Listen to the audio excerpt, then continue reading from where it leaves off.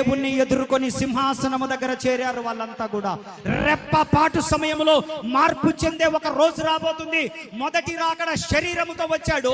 శరీరముతో వచ్చి పాపులందరి కొరకు, మనందరి కొరకు ఆయన రక్తము కార్చి ప్రాణము పెట్టి సమాధి చేయబడి మూడవ దినాన తిరిగి లేచి పరలోకమునకు ఆరోహణమై ఎలా వెళ్ళాడో అపోస్తుల కార్యములో 1వ అధ్యాయంలో చెప్పబడినట్లుగా, ఓ గలిలయ మనుషులారా, యేసు ఏ విధంగా మీ కళ్ళ ఎదుట ఆకాశమునకు ఆరోహణమయ్యాడో అలాగే రెండవసారి మరలా రాబోతా ఉన్నాడు.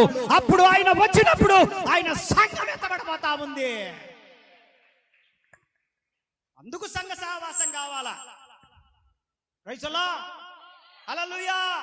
అందుకు సంఘ సహవాసం కావాలి. ఎందుకంటే రేపు ఎత్తబడేది సంఘం ఎత్తబడుతుంది. రేపు హల్లెలూయా, హల్లెలూయా. రేపు ఎత్తబడేది సార్వత్రిక సంఘం. ఆ సార్వత్రిక సంఘములో మన ముందుముగాక.